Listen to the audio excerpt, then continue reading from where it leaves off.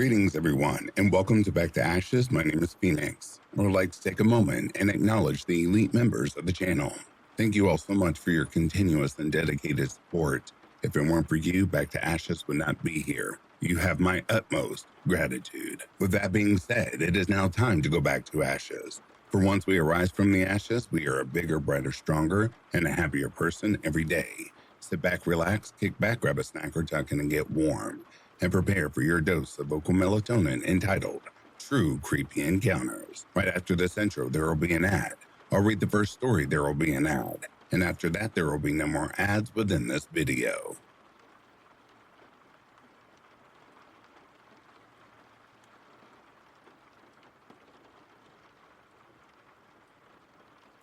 The air in my mother's house clung to me like damp cloth, heavy with the stale chill of a rural New York winter.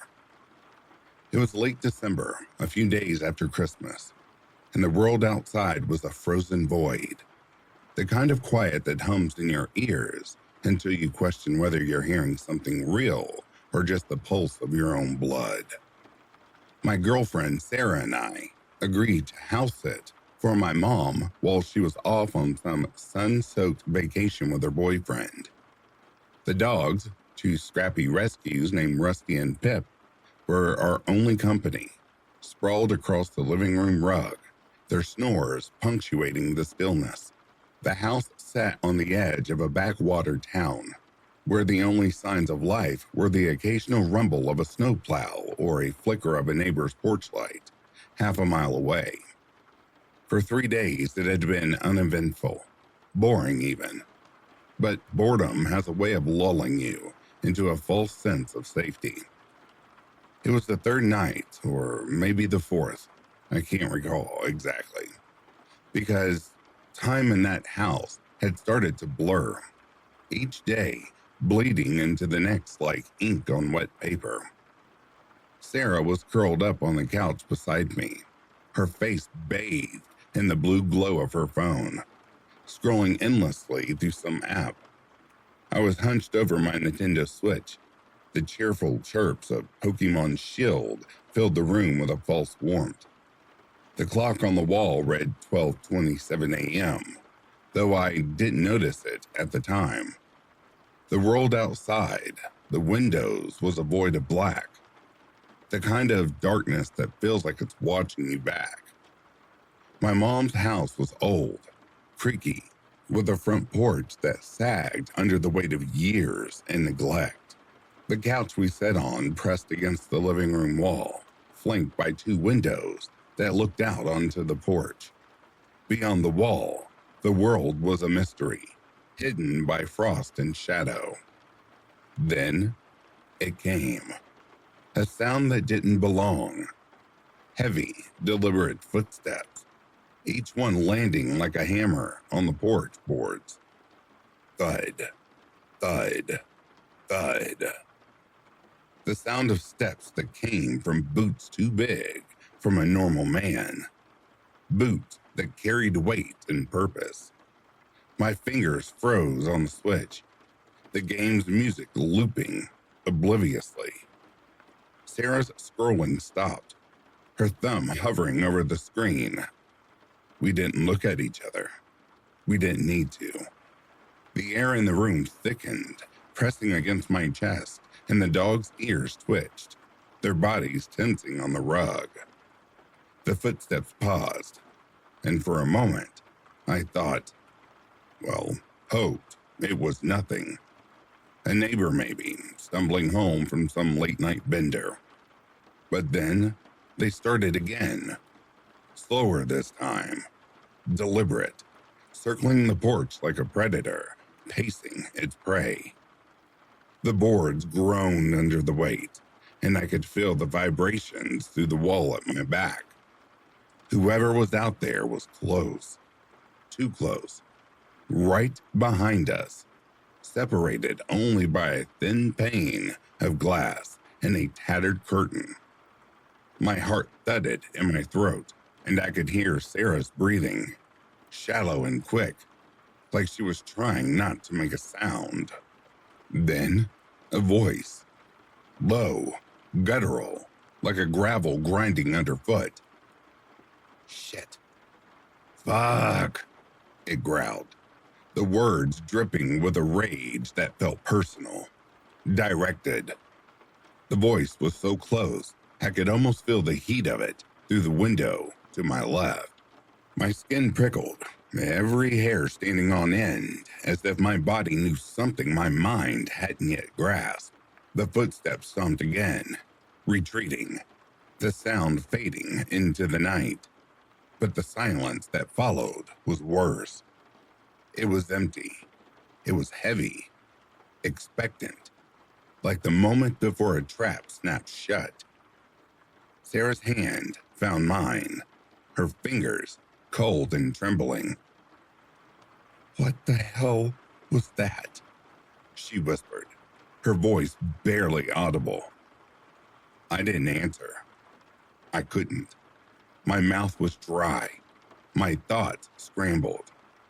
We sat there frozen, waiting for something, anything, to break the silence. 5 seconds. 10.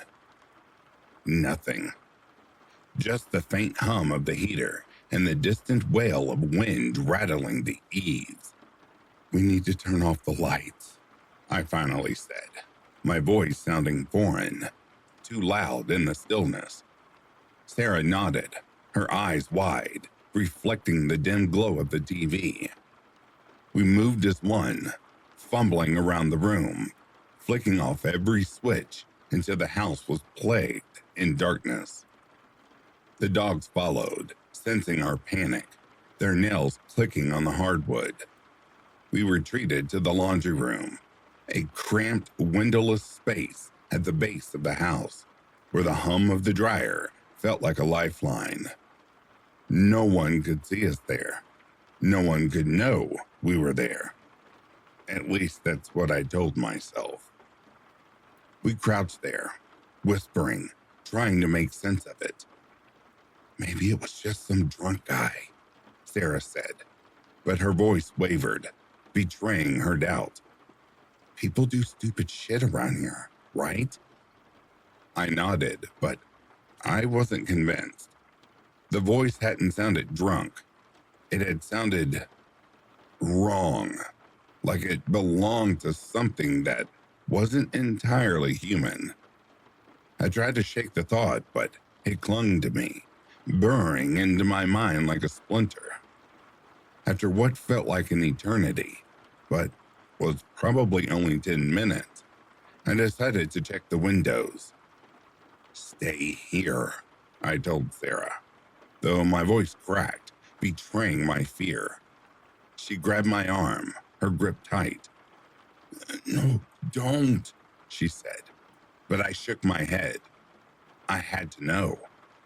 I crept through the house, my bare feet silent on the cold floor, the darkness pressing in from all sides. The living room felt different now, like the air itself had turned hostile.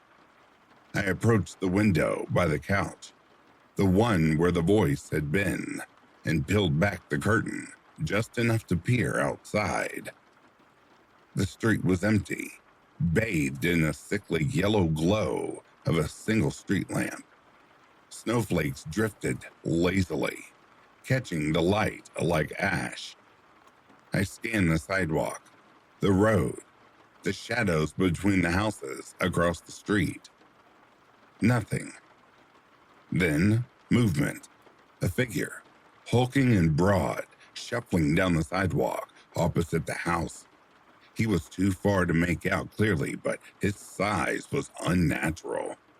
His movements jerky, like a puppet with half its strings cut. In his hands, he clutched a plastic bag, the kind you get from a grocery store.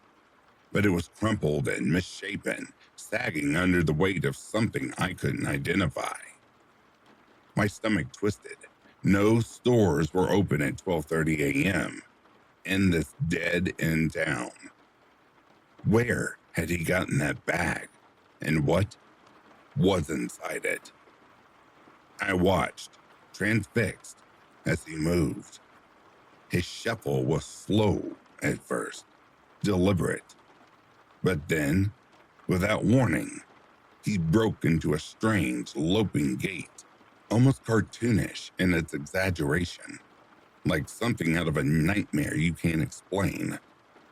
He darted across the street toward the empty parking lot near the house, a black void where the street lamp's light didn't reach.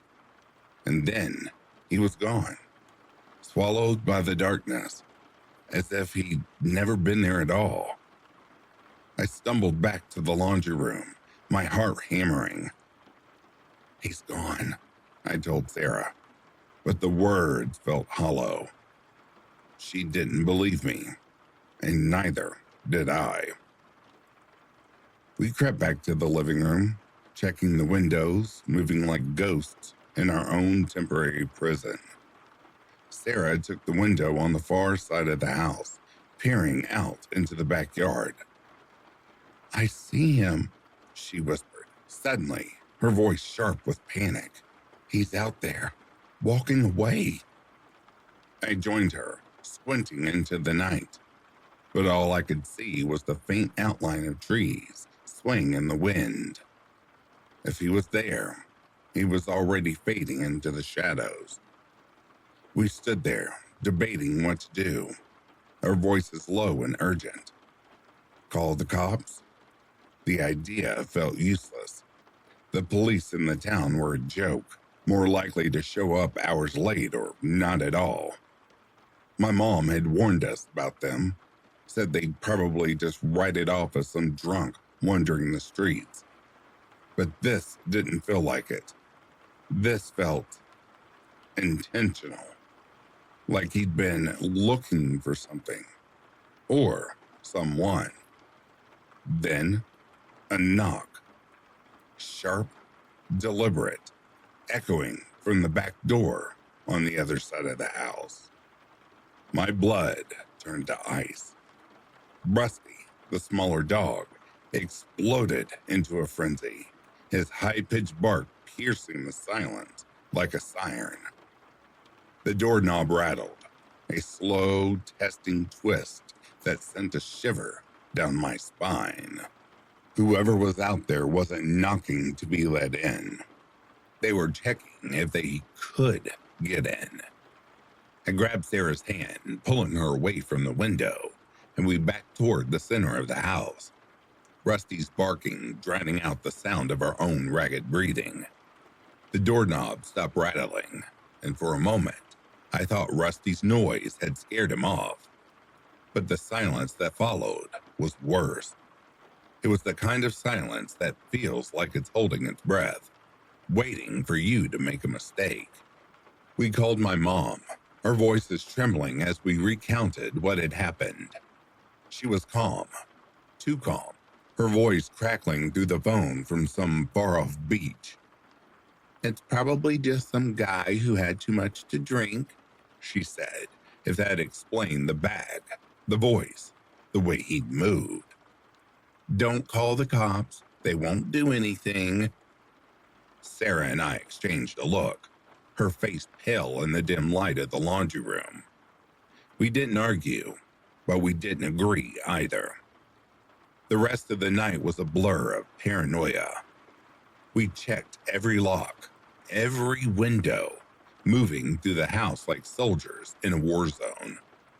The dogs stayed close, their ears pricked, their eyes darting towards every creaking groan of the old house. I kept seeing that bag in my mind, the way it sagged in his hands, the way it seemed to move slightly, as if something inside was shifting. I didn't tell Sarah that part. I didn't want to scare her more than she already was. But I couldn't shake the feeling that whatever was in that bag wasn't groceries. It was something worse, something that belonged to the kind of person who walks up to a stranger's house at midnight and curses into the dark. We didn't sleep that night. We sat in the laundry room, the dogs curled up between us, the dryer humming like a false promise of normalcy. Every sound, the wind, the creak of the house settling, The distant howl of a coyote felt like a threat. I kept replaying the man's voice in my head, the way it had sounded so angry, so close. I kept seeing his silhouette, the unnatural way he'd move, like something wearing a human shape but not quite fitting into it. By morning, the house felt different, like it had been marked. The sunlight streaming through the windows didn't feel warm. It felt invasive, exposing us to a world that suddenly seemed too big, too unknown. We never saw the man again, not in days that followed, not in the weeks after we left. But I still think about him, about the bag, about what he might have been doing out there in the dead of night, in a town where nothing happens. I don't know what he wanted, and I'm glad I didn't find out. But sometimes when I'm alone, I hear those footsteps in my mind. Thud, thud, thud. And I wonder if he's still out there, shuffling through the dark, carrying that bag, looking for a door that isn't locked.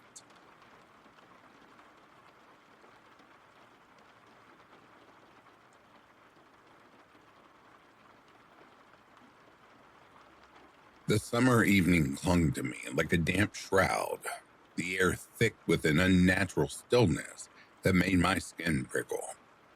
I was 15, a restless, hollowed-out teenager, wandering the desolate sprawl of my hometown, a place of endless industrial wastelands, where gray concrete stretched like a scar across the earth. The roads were wide, the parking lots vast and lifeless, as if the world had been built for machines, not people.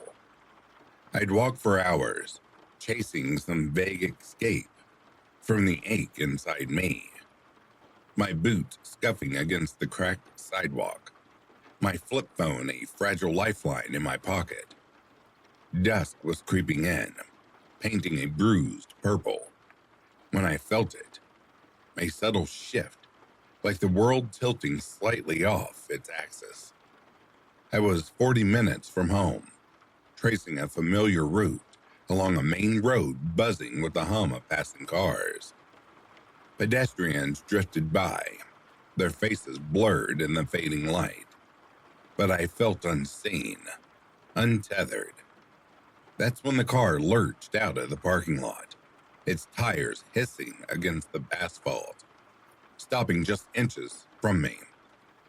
I froze, heart thudding as the driver's window slid down with a mechanical groan. "Hey, how are you?" The voice was too eager, too sharp, slicing through the evening's haze. I squinted into the dim interior of the car. He was older, late 40s, maybe. His face half-shadowed, his eyes glinted with a feverish intensity that made my stomach twist. His smile was wide, too wide, like something carved into a mask. I'm okay. How are you?" My words felt clumsy, forced, as I hovered on the sidewalk, unable to pass his car. I told myself he might just need directions, but the air felt wrong, heavy with an unspoken threat. Before I could finish, he leaned closer, his voice dropping to a conspiratorial purr. "I love your style. Goth girls in boots, they're my fetish." The word landed like a stone in my chest, cold and unyielding. I'd encountered creeps before, men who leered, who muttered things under their breath, but this was different. His brazenness was a blade, slicing through any pretense of normalcy. I stood there, rooted, my mind scrambling for a response, but the world seemed to narrow, the sound of traffic fading into a dull roar. A car horn blared behind him, sharp and insistent. Another vehicle was trapped, waiting to exit the lot. Relief flickered through me. A way out. There's a car behind you trying to get out, I said, my voice barely steady. He didn't blink, didn't flinch. Instead, his grin widened, his teeth catching the last of the dying light. I'll meet you in the next parking lot, he called, his voice laced with a chilling certainty, as if we were already bound by some unspoken pact. I opened my mouth to protest, to say I had to get home. But he was already peeling away, his car vanishing into the twilight. I told myself he wasn't serious. He couldn't be. My feet moved again, carrying me forward, but a cold dread coiled linings in my gut. He'd been followed. I know the road stretched ahead, empty and endless, and the world felt suddenly too quiet, as if it were holding its breath. While I reached the next parking lot, tugged down a slight hill, there he was, a dark silhouette against the sodium glow of a street lamp, waiting. He stood beside his car, his eyes locked on me. He saw me and waved, his arm jerking with an almost manic energy, beckoning me closer. The lot was empty, desolate, save for a dive bar nearby, its patio crowded with rough-looking men nursing beers. Their laughter drifted over, coarse and distant, but it did little to ease the tightening in my chest. I glanced at the bar. 15 men, maybe more, within earshot if I screamed. I could run, pretend to call someone, but my phone felt impossibly far away. My fingers numb, but against every instinct, I made the choice that haunts me still. I'd walk down the incline. The gravel crunched under my boots, each step a betrayal of my own survival. The boots crunched under my boots. I kept closer, my distance, staying well beyond the arm's reach. My eyes locked away. Glad you came, he said, his voice slick with a satisfaction, as if he'd been followed by cars. I'd been followed. Before I knew the fear of what I'd done in response, my mind. He circled to the trunk of his car, and my body tensed, froze, every muscle screaming to. The trunk creaked open, and I stepped back. My heart. I stopped. For what? A weapon? A trap? Instead, he pulled out free a pair of women's boots. They were free, lace-up, mid-calf, scuffed and puffed and worn, the leather gleaming faintly in my mind, the dim light. He grinned, held up the trophy, his grin splitting his face, grinning. Nice? He asked, stepping closer. Yeah, I managed. My voice hollowed. They'd been wrong, too heavy, as if they weren't nice for carrying a history I didn't want to know. Wanna try 'em on for me? His tone was light, almost playful, but his eyes were predatory, glinting with a hunger that made my skin crawl. I was beyond fear now. I'd been trapped in a surrealism nightmare, one where the world made no sense. I think I'd been a little for you, I whispered, stammered, grasping for anything to break free. No, you're free. What you said. Like a 20? He said with a voice, his voice, coaxing. "I'm 15, I stammered. His face changed in an instant, his grin drained of color, his eyes collapsing into something jagged and raw. The boots dropped back into the trunk with a dull thud. He was muttering, "Oh, I'm sorry, so sorry. You're so young, hot. I shouldn't be shouting that. I'm sorry, you're hot, young. I'm sorry." His words said something to that effect.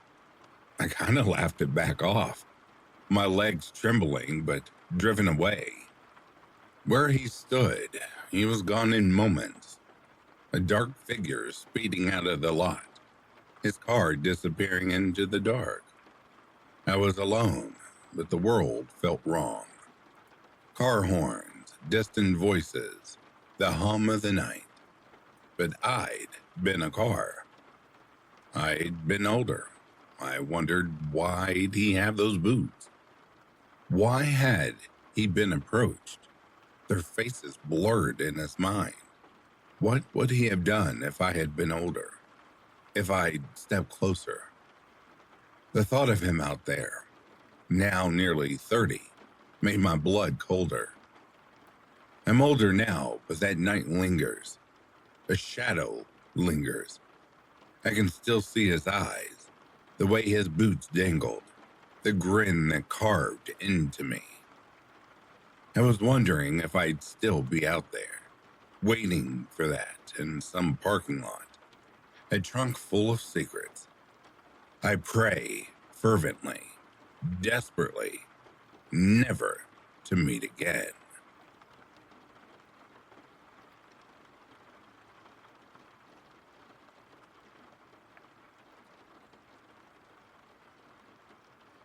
The night clung to Cape Town like a shroud, heavy with the kind of stillness that makes your skin prickle before you even know why.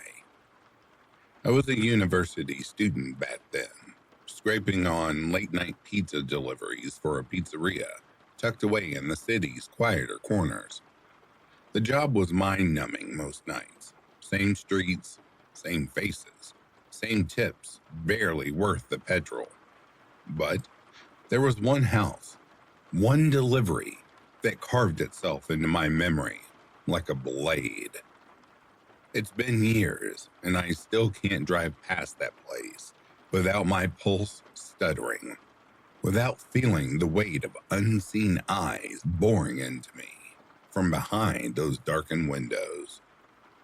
The house wasn't far from where I lived, a coincidence that felt innocuous at first, but grew quieter with each visit. It was unremarkable from the outside. A squat, single-story building with peeling paint and a rusted security gate that screamed neglect. Nothing about it stood out, except for the way its occupants always made me wait. Every delivery to that address followed the same ritual. I'd ring the bell, and the seconds would stretch into minutes, the silence broken only by the faint hum of the city at my back. When someone finally appeared, they'd never open the gate. They'd just stand there, half hidden in the shadows, and mutter for me to slide the pizza boxes through the bars. It was awkward, fumbling with the boxes while trying not to look too closely at the figure on the other side. I told myself it was just their way. Some people are paranoid, right? But there was something about the way they lingered, just out of the light, that made my stomach twist. I'd been to that house a dozen times, maybe more, before that night. It was a Tuesday, slow and quiet, the kind of shift where you're counting the minutes until you can clock out. The order came in late, close to midnight. I recognized the address immediately, and a faint unease settled in my chest as I loaded the pizzas into my car.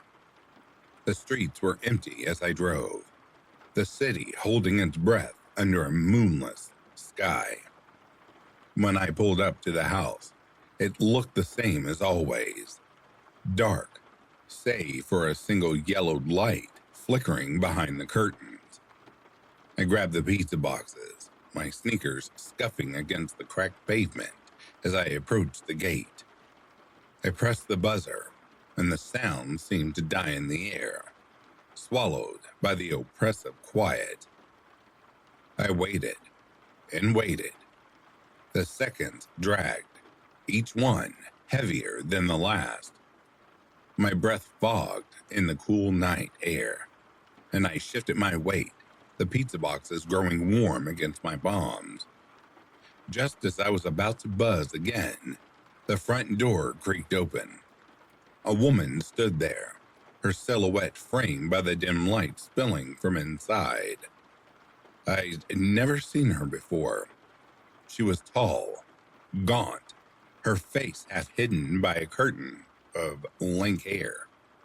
Her eyes caught the faint glow of the street lamp, and for a moment they seemed to gleam with something unnatural, something that made my throat tighten. "Come in," she said, her voice low and flat, like she was reciting words she'd rehearsed. She unlatched the gate, and it swung open with a groan that set my teeth on edge. I hesitated. It wasn't unheard of for customers to invite me inside, especially in quieter neighborhoods, but something about her invitation felt wrong, like a trap disguised as hospitality.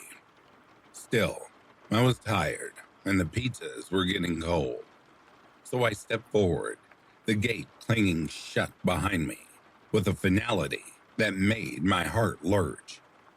She didn't smile, didn't offer small talk. She just pointed down a long, narrow corridor that stretched into the house like a throat. "Kitchen's that way," she said.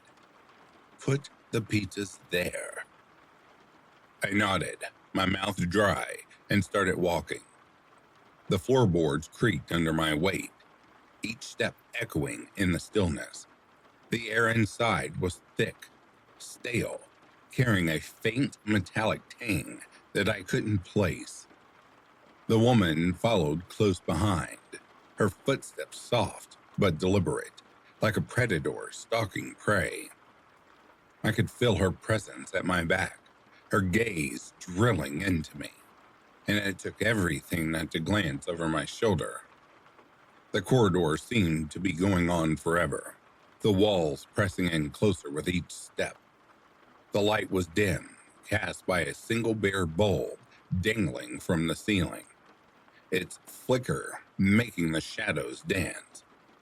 I passed a closed door on my right, and for a moment I thought I heard something. A faint muffled sound, like a whimper or a scrape. I froze. My grip tightened on the pizza boxes, but the woman's voice cut through the silence.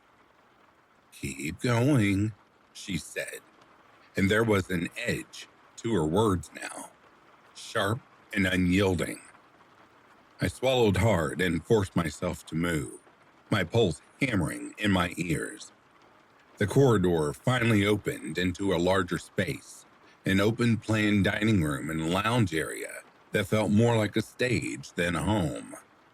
The furniture was sparse, mismatched, covered in a layer of dust that suggested no one had lived there in years. The air was colder here, heavy with that same metallic scent, now tinged with something sour, like decay. And then I saw it. In the corner of the room, half hidden by the shadows, was an old dentist chair. It was rusted, its leather upholstery cracked and peeling. But that wasn't what made my blood run cold. There was a figure lying on it, draped in a stained yellow sheet that clung to their form like a second skin. The sheet covered everything except the top of their head, where a tuft of matted hair stuck out, and their feet, which were bound together with duct tape. The tape was wound so tightly it cut into the skin, leaving angry red welts. I couldn't tell if they were alive. Their chests didn't seem to move, but the air around them felt charged, like the room itself was holding its breath. I stopped dead, my breath catching in my throat. The woman was still behind me, her presence a weight that pressed against my spine. She said nothing, but I could feel her watching, waiting. My mind raced, scrambling for an explanation. Was this a prank? Some sick joke to scare the pizza guy? Or was it something worse? Something I wasn't supposed to see? I wanted to ask, to demand answers, but my tongue felt glued to the roof of my mouth. The silence was deafening, broken only by the faint hum of the light bulb overhead. "Kitchen's through there," the woman said, her voice slicing through the tension like a knife. She pointed to the door on the left, and I forced myself to move, my legs trembling beneath me. I glanced back at the chair as I passed, half expecting the figure to sit up, to lunge at me. But they remained still, unnaturally so. The woman followed me into the kitchen, a small, cramped space with chipped tiles and a sink full of unwashed dishes. The metallic smell was stronger here, almost choking, and I noticed a dark stain on the floor, partially hidden by a rug. My stomach churned, but I set the pizza boxes on the corner, my hands shaking. She paid me in cash, her fingers brushing mine as she handed over the notes.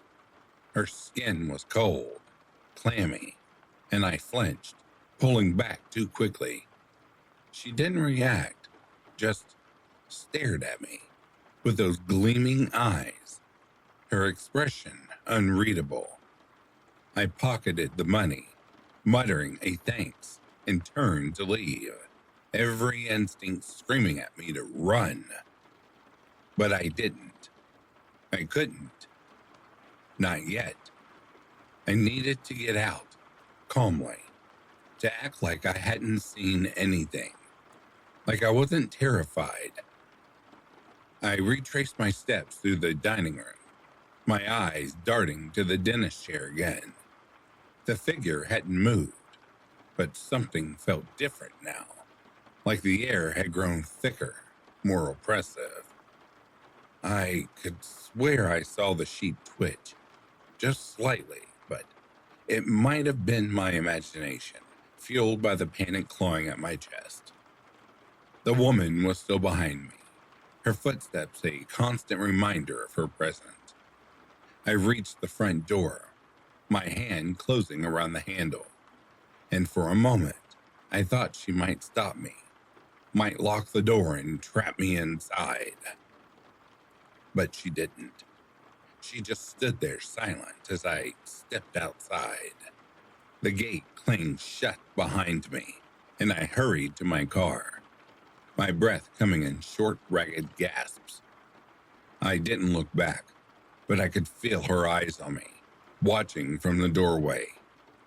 I drove away, the house shrinking in my rearview mirror. But the image of that chair, that figure, burned itself into my mind. I couldn't shake the feeling that I escaped something, that I'd been inches from a fate I couldn't comprehend. I still drive past that house sometimes. It looks like the same ordinary unassuming, but I know better now. I know there's something wrong with that place, something that festers in the shadows.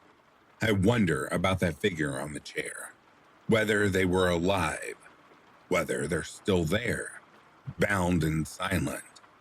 And I wonder about the woman, her cold touch, her unblinking stare. I wonder if she's waiting for me to come back, to step through that gate again. I don't deliver pizzas anymore. But some nights, when the world is too quiet, I hear that buzzer in my dreams, and I wake up tasting blood.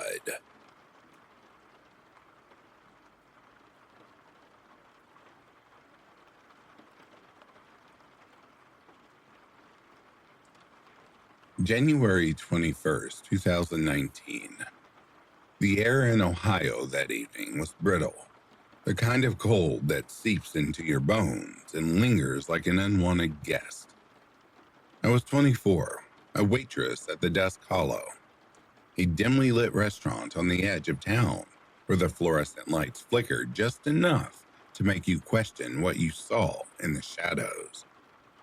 I arrived to open the place, my breath fogging in the frigid air as I unlocked the door. The restaurant smelled of stale grease and forgotten dreams, its cracked vinyl booths and peeling wallpaper, a testament to better days long gone. I flipped on the lights, their hum a low, droning pulse that seemed to mock the silence. The first table of the night was a couple, a man and a woman, though something about them felt off.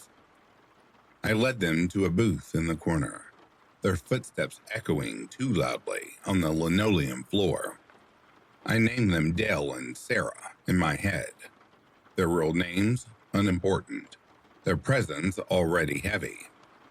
Dale was broad-shouldered, his smile too wide, his eyes glinting like polished obsidian under the weak light. Sarah sat across from him, her posture rigid, her lips curled into a smile that didn't reach her pale, unblinking eyes. I took their drink orders, whiskey for him, vodka for her, and sodas to chase the burn. As I turned to leave, Dale's voice slithered after me. "Mara," he said, reading my name tag with a slow, deliberate cadence. "That's unique. Beautiful." I forced a smile, the kind you perfect after years of serving strangers. "Thanks," I muttered, used to the compliment. People always commented on my name, but the way Dale said it felt different, like he was tasting it, savoring it. Sarah's gaze bored into me, her fingers tracing the rim of her empty glass as if practicing for something else. When I returned with their drinks, the air around their table felt thicker, the shadows in the booth deeper. They ordered 2 appetizers, greasy wings and loaded nachos, their choices as unremarkable as their small talk. But as I stepped away to put in their order, Dale's voice hooked me back. "Do you have a boyfriend, Mara?" His voice was casual, but his eyes were anything but. They roamed over me, lingering too long, peeling away layers I hadn't offered. "Yes," I said, my voice steady despite the prickle of unease crawling up my spine. "I do." "Of course," Dale purred, leaning back in his booth, his arm draped possessively over the backrest. "A beautiful girl like you. Naturally." His gaze flicked to Sarah, who nodded almost imperceptibly, her smile sharpening. "Sarah and I, we're just friends," he added, unprompted, his words hanging in the air like a promise I didn't want to understand. I nodded, eager to escape, but the restaurant felt smaller now, the walls pressing in. When I returned with their appetizers, another table had been seated nearby. A family, their laughter a stark contrast to the suffocating aura of Dale and Sarah's booth. As I took the family's order, I felt eyes on me, heavy and unrelenting, Dale's hand shot out, his fingers brushing the hem of my skirt, tugging lightly. I froze, my heart stuttering. He chuckled, low and guttural, as if my discomfort amused him. I ignored it, focusing on the family, but the tug came again, insistent, possessive. When I finally returned to their table, Dale's grin widened, his teeth catching the light like a predator's. "Mara," he said, his voice a syrupy drawl. "Do you find Sarah attractive?" The question hit me like a slap, its strangeness jarring in the mundane setting of the dusk hollow. I blinked, my mind scrambling for a response that wouldn't offend, wouldn't cost me their tip. "Sure," I said, the word tasting sour on my tongue. "She's pretty." Sarah's laughter was sharp, like glass shattering in a quiet room. Dale's hand moved before I could react. His fingers curled around my waist, pulling me closer to the booth. His grip was firm, his touch cold through the thin fabric of my uniform. "Ever watch porn, Mara?" he whispered, his breath hot against my ear. My face burned, a flush of humiliation and fear. I laughed, a nervous, choking sound, and pulled away, stammering. I don't want to answer that." Their laughter followed me, twining together into something dark and mocking as I fled to the safety of another table. The restaurant's hum seemed louder now, the lights flickering more violently, casting their faces into jagged shadows. When I brought their entrees and another round of beers, the air around their table was rancid with intent. Dale leaned forward, his voice dropping to a conspiratorial hush. "Ever had a threesome, Mara?" My silence only emboldened him. "Want to have one? With us?" My stomach churned, my face aflame. I turned and walked away, their laughter chasing me like a pack of hounds. In the back, I found my manager, Greg, counting receipts in his cramped office. I spilled the story, my voice shaking, but his eyes barely left the cash. "How big's their bill?" he asked. "About $70, I said, my voice small. He shrugged, his indifference a knife in my gut. "They're almost done. Just ignore it until they leave. They're spending good money." I wanted to scream, to quit, to run. But I was 24, broke and naive.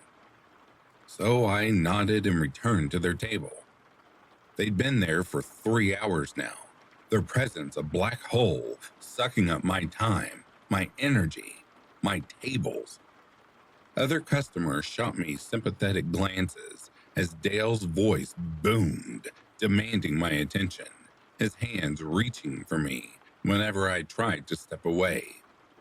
He grabbed my waist, my wrist, his fingers leaving invisible bruises. Sarah's questions grew bolder, her voice a siren's call laced with venom. "What time do you close, Mara?"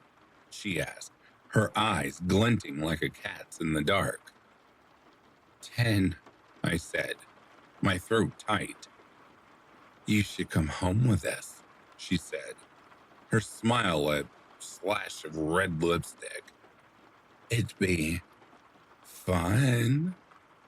Dale's hand tightened on my wrist, his voice a low growl. "We've got toys, Mara. You'd like them." I tore myself away, my heart pounding, and hid in the kitchen, begging another waiter, Tom, to drop off their check. He returned, pale, his voice low. They want to ask you something before they pay. Against every instinct, I went back. Dale and Sarah leaned forward, their faces too close, their smiles too sharp. We'll come back at close, Sarah said, her voice soft but laced with steel. We'll get you, Mara. My heart plummeted, a cold sweat breaking out across my skin. I fled to the kitchen, refusing to leave until they were gone. Greg finally went to collect their payment, only to return with a scowl. They're gone, he said. No payment. $90 bill, Mara. That's on you. Rage and fear warred within me. They'd stolen 3 hours of my night, my tips, my sanity, and left me with nothing but their laughter echoing in my skull. As the restaurant closed, the lights dimmed, the shadows lengthening like fingers reaching for me. I asked one of the kitchen guys, Mike, to walk me to my car. The parking lot was a sea of darkness, the streetlights flickering like dying stars. Every rustle of leaves, every snap of a twig made my heart lurch. I scanned the shadows, expecting to see Dale's glinting eyes, Sarah's crimson smile. They weren't there. But as I drove home, the rearview mirror felt like a window to hell, their absence more terrifying than their presence. I learned early on that night to speak up, to fight back, to never let anyone walk over me again. But sometimes, in the quiet of my Ohio nights, I hear their voices, feel their hands, and wonder if they're out there, waiting, their laughter a promise that one day they'll come back just for me.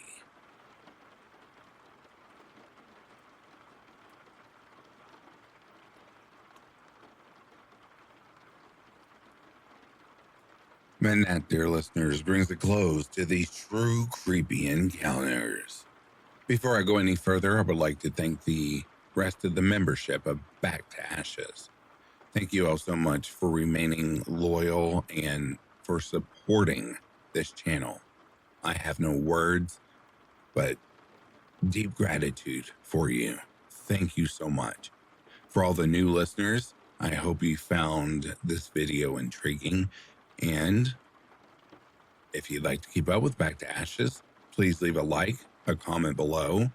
And while you're at it, hit that subscribe button and become part of the family. That way you will be alerted of every time I upload a video. If you are sleeping, I hope Slumberland is treating you comfortably. If you are awake, I hope you've enjoyed these selections. Until next time, please stay vigilant and please take care of yourselves. I'll be reading to you soon.